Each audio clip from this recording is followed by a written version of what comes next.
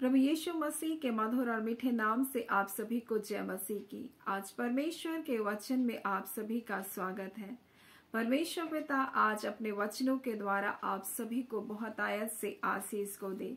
पिता परमेश्वर आज अपने वचनों के द्वारा आपसे बोले और बातचीत करे। मेरे प्रिय, इस संसार में परमेश्वर ने जब हमें बनाया तो हमें निर्णय करने की क्षमता के साथ बनाया। परमेश्वर हमें ऐसा नहीं बनाया कि बस मैं ये करूं और जो मैं बोलूं वही तुम करो। नहीं, परमेश्वर ने हमको स्वतंत्र बनाया, हमको चुनाव करने की स्वतंत्रता को दिया। हम किन बातों को चुनाव करें, हम किन बातों को अपनाएं, किन बातों को नहीं अपनाएं, किसको हम स्वीकार करें, किसको हम नहीं स्वीकार करें, सब बातों के लिए परमेश्वर ने हमको स्वतंत्र बनाया। अब हम इस संसार में रह करके हम कैसा अपने जीवन के लिए हम निर्णय को ले रहे हैं, ये हमारे ऊपर है। मेरे प्रियो, कई बार लोग दूसरों के निर्णय को, दूसरों की बातों को बहुत मानते हैं, लेकिन वो आपके लिए क्या भला है, आपके लिए क्या अच्छा है, वो आप अपने जीवन में जान सकते हैं। कई बार हम दूसरों के डिसीजन को अपना डिसीजन मानते हैं। दूसरे निर्णय सुना लिया, बस हम उसी निर्णय में चलें। लेकिन परमेश्वर हमें ऐसा नहीं बनाया। जब आप उत्पत्ति में पढ़ेंगे तो परमेश्वर ने जब आदम और हवा को बनाया तो परमेश्वर ने उसको स्वतंत्र रूप से उसके सामने सब कुछ रख दिया। वहां पर उसने जीवन का वृक्ष भी रखा, वहां पर उसने भले और बुरे के ज्ञान का वृक्ष भी रखा। परमेश्वर ने उसको बताया कि इस पेड़ के फल को तुम मत खाना। परमेश्वर ने उनको स्वतंत्र बनाया, स्वतंत्र इच्छा दी परमेश्वर उसको चुनाव करने का।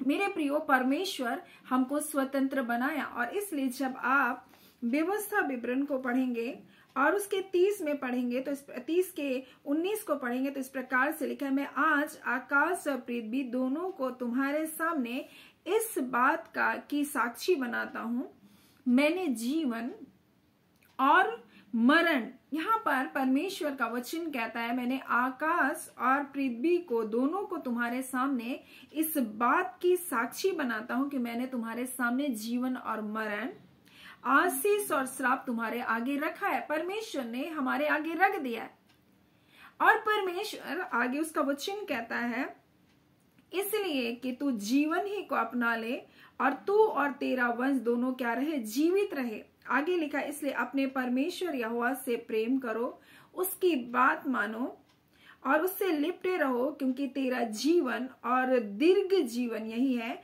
ऐसा करने से जिस देश को यहोवा ने अब्राहम, इसहाक, याकूब को तेरे पूर्वजों को देने की शपथ खाई, उस देश में तो बसा रहे। यानी कि ये जो निर्देश दिया जा रहा था ना सिर्फ वहां इजरायलियों को, परंतु ये आज हमारे लिए। और यहाँ इस प्रकार से कह रहा है, मैंने आकाश और पृथ्वी को तुम्हारे सामने साक्षी करके ठहरा दिया कि तुम्हारे सामने मैंने जीवन और मरण, आशीष और श्राप दोनों रख दिया। और इस प्रकार से वो उनको देखते हैं कि किस प्रकार से उनको सुझाव को दे रहा है। और ये सुझाव ये है कि मैं चाहता हूं कि तू जीवन को चुने। मेरे प्रिय, उसी प्रकार परमेश्वर ने हमारे लिए सब कुछ स्वतंत्र रूप से रख दिया कि हम किस बात का चुनाव करें, हम किस बात को अपने जीवन के लिए क्या अच्छा हम उसको चुने। और ये तो हमारा खुद का निर्णय है, ये किसी और का निर्णय नहीं होना चाहिए मेरे प्रियो, क्योंकि हम जानते हैं कि हमारे जीवन के लिए क्या अच्छा और क्या बुरा है। आप जानते हैं कि कौन सी बातें आपको शांति दे सकती है। मेरे प्रियो, संसार भी आपको स्वतंत्र रहने के बारे में सिखाएगा। ये संसार के कायदे और कानून भी आपको बताएंगे कि आप स्वतंत्र जीवन को जियो, आप मौज मस्ती करो, आप अपने जीवन को जैसे चाहे जियो, भोग विलास के साथ जियो। वो भी आपको स्वतंत्र रहने के लिए आपको बताएगा ये संसार। परंतु मैं आपको बताना चाहती हूँ, संसार भी आपको स्वतंत्र रहने के लिए आपको बताएगा, लेकिन संसार की स्वतंत्रता आपको गुलाम बना देगी। संसार की मौज मस्ती आपको उसी तरह से जीने के लिए आपको गुलाम बना देगी। आज आप अगर धन है तो आप मौज मस्ती कर रहे, अपने मनमाने जीवन को तो जी रहे, लेकिन कल को जब वो चीजें आपके जीवन में नहीं होगी तब आप गलत कार्य को करेंगे। वो कहीं ना कहीं आपको गुलाम बनाती है। संसार की स्वतंत्रता आपको गुलाम बनाती है, लेकिन परमेश्वर की स्वतंत्रता हमारे जीवन में हमारे जीवन को क्या करती है? आनंद से, शांति से भर देती है। मेरे प्रियो, परमेश्वर भी स्वतंत्रता को देता है, लेकिन वो स्वतंत्रता आती है आज्ञा पालन से, वो स्वतंत्रता आती है सही निर्णय लेने से मेरे प्रियो। और इसलिए यहाँ वचन हमें बताता है कि मैं चाहता हूं, एक सुझाव है कि तू जीवन को चुन। ये जीवन को चुनने वाला निर्णय, कई बार लगता है अरे प्रभु के मार्ग में चलना है, हमको चर्च जाना पड़ेगा, हमको प्रार्थना करना पड़ेगा, रोज दिन हमको वचन को पढ़ना पड़ेगा, लेकिन वचन में जीवन है। और अगर आप जीवन को चाहते हैं तो आपको इन आज्ञाओं को क्या करना पड़ेगा? पालन करना पड़ेगा, इन आज्ञाओं में जीना पड़ेगा। और ये आज्ञाएं कठिन नहीं है मेरे प्रियो। और इसलिए जब आप मत्ती में पढ़ते हैं तो इस प्रकार से यीशु मसीह उनसे कहता है, हे सब परिश्रम करने वाले और बोझ से दबे हुए लोगों, मेरे पास आओ। यीशु मसीह किन को बुला रहा है? जो इस संसार में कठिनाइयों से जीवन को जी रहे, बोझ है, पाप का बोझ है, निराशाएं, हताशाएं है, बीमारियां है, और ये सारी चीजें संसार हमारे जीवन में देता है। कब? जब हम संसार की स्वतंत्रता को अपनाते हैं, हम अपनी मनमर्जी के साथ जीवन को जीते हैं, हम अपनी आंखों की अभिलाषा के साथ जीवन को जीते हैं, हम अपनी इच्छा के अनुसार हर कार्य को करते हैं। हमें ये स्वतंत्रता की बातें तो बताता है, लेकिन हम बोझ से भर जाते हैं। हम उसके बाद कठिन परिश्रमी बन जाते। कठिन परिश्रमी का मतलब ये नहीं कि आप मेहनत करें, नहीं मेरे प्रियो। कई बार हम अपने आत्मिक जीवन में, हम अपने अंदरूनी भाग में मेरे प्रियो, हम बहुत स्ट्रगल करते हैं, हम निराश होते हैं। हमको उन परिस्थितियों से निकलने के लिए हमको लगता है कौन हमको निकालेगा। हम हताश हो जाते हैं, हम बोझिल हो जाते हैं, और ये पाप का बोझ है मेरे प्रियो। ये संसारिकता हमको स्वतंत्रता तो दिखाती है, लेकिन हमको गुलाम बना देती है। लेकिन परमेश्वर की आज्ञाकारिता हमारे जीवन में स्वतंत्रता को लेकर आती है। और यहाँ लिखा है, इसलिए कहता है कि मेरे पास आओ, मैं तुमको विश्राम दूंगा। मेरा जुआ, यानी परमेश्वर का जुआ, वो तो बोझ है। हम बोलेंगे जुआ क्या होता है?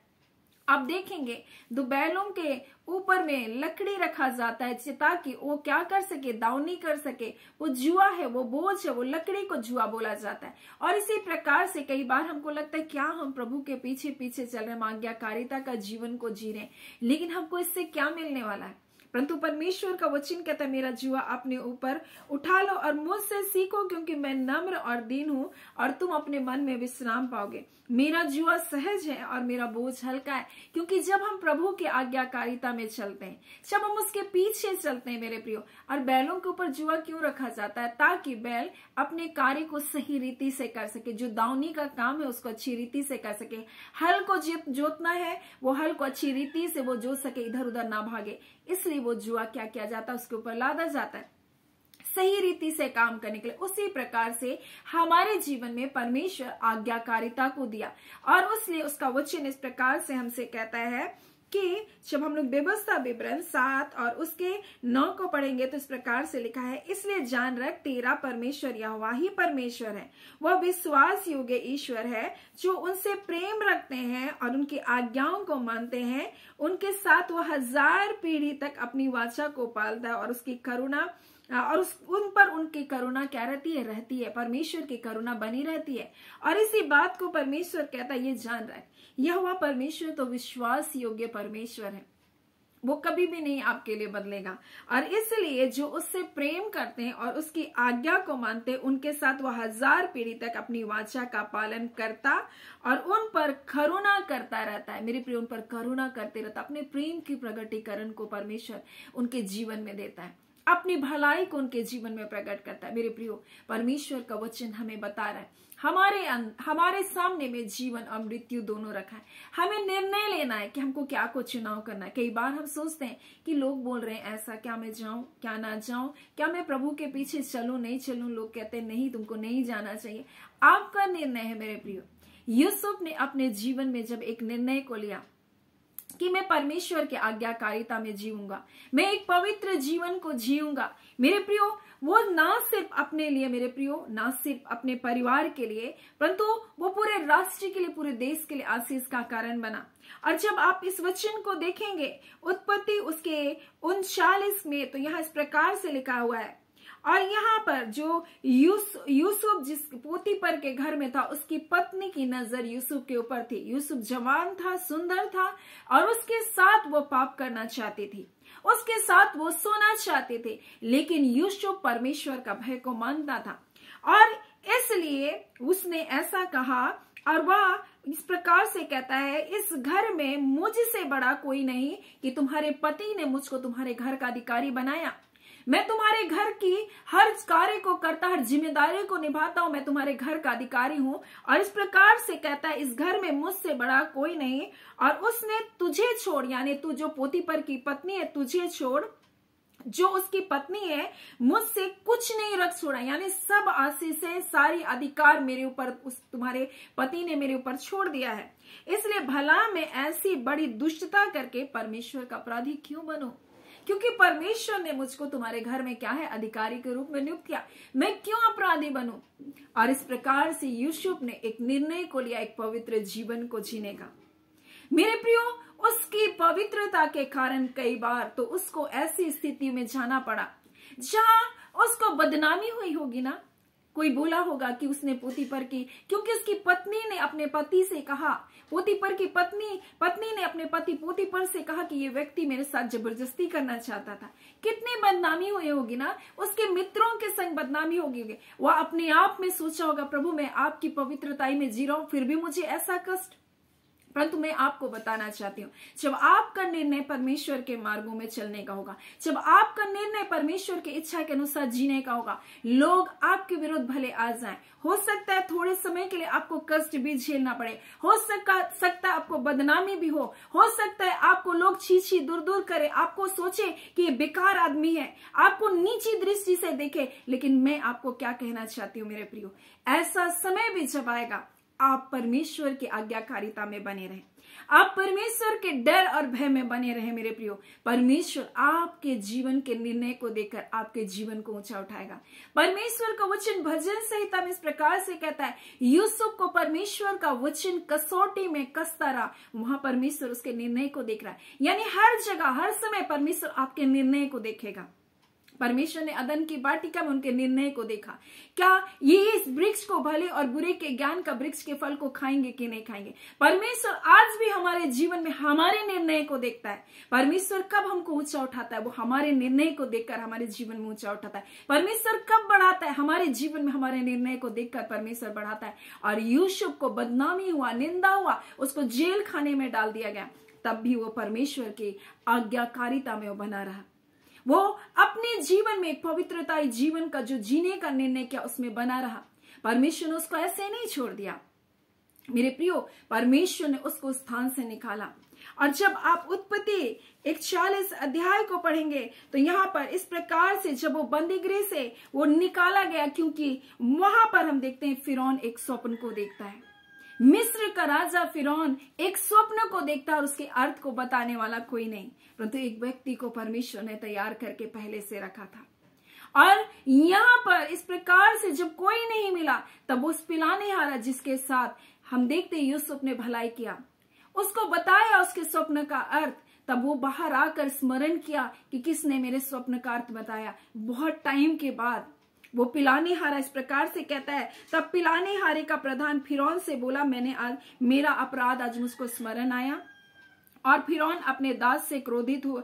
तब जब फिरौन ने अपने दासों से क्रोधित हुआ था, और तब मुझे और पकाने हारे को प्रधान ने कैद करके अंगरक्षकों के प्रधान के घर में बंदीगृह में डाल दिया था, तब हम दोनों ने उस रात एक होनहार के अनुसार स्वप्न को देखा। और उस स्वप्न का अर्थ को मुझको किसने बताया? यूसुफ ने बताया। मेरे प्रियो, यूसुफ जेल खाने में भी काम कर रहा था।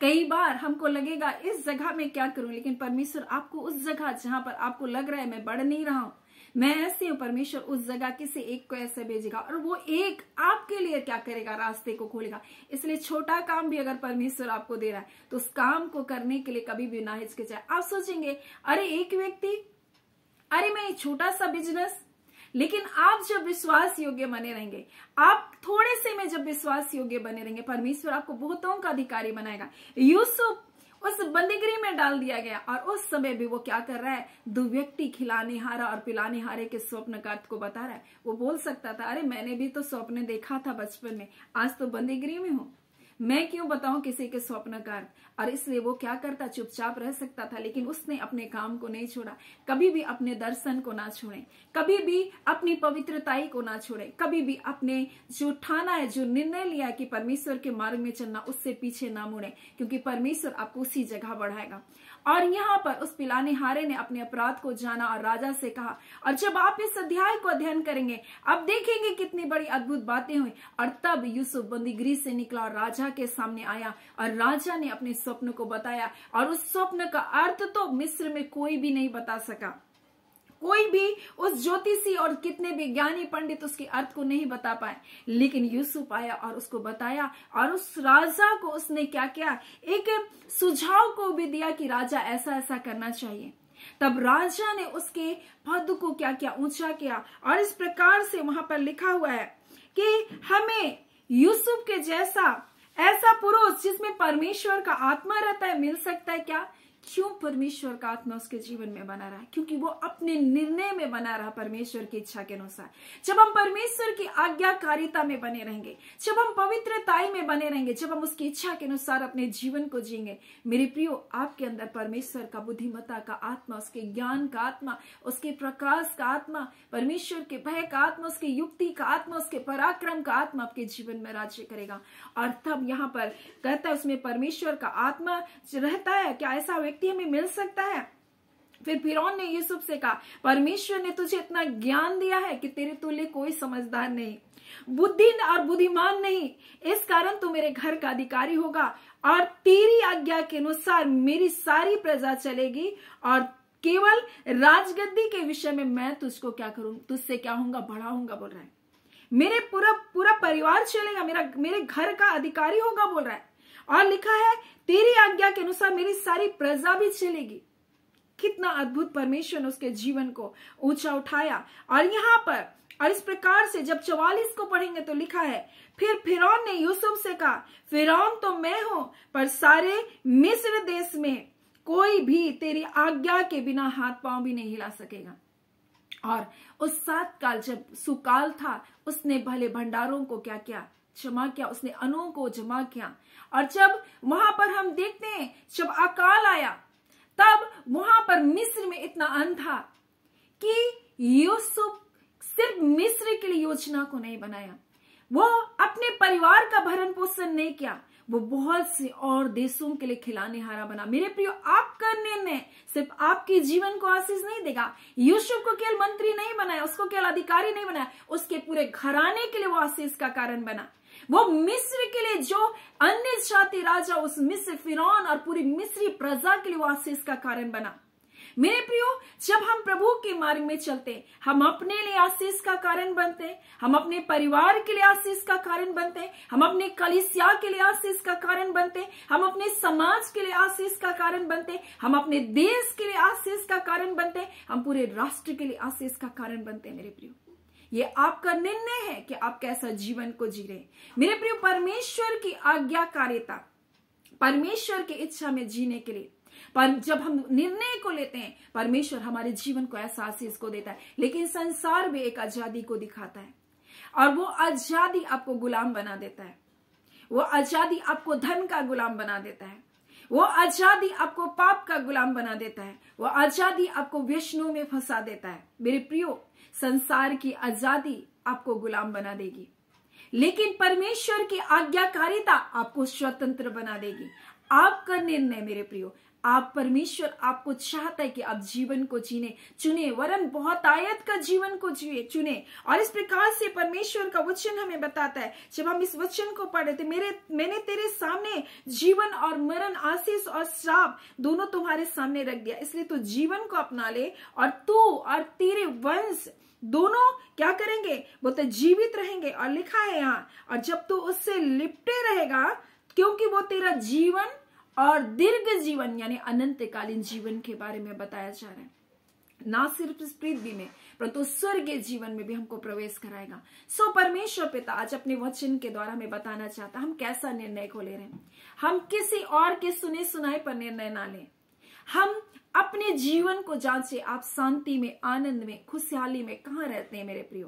परमेश्वर की उपस्थिति में। तो आप परमेश्वर की इच्छा के अनुसार चले ना। वो तो शांति का दाता, वो आनंद का दाता है। संसार में आप जाएंगे, थोड़े टाइम तो आपको आनंद दिखेगा, लेकिन वो आपको गुलाम बना देगा। इसलिए आपका निर्णय है, आप किसको चुन रहे हैं। परमेश्वर ने आपको स्वतंत्र बनाया है। सो परमेश्वर पिता इन वचनों के द्वारा आप सभी के जीवन को बहुत आयत से आशीष को दे। आमीन। आइए हम प्रार्थना करेंगे।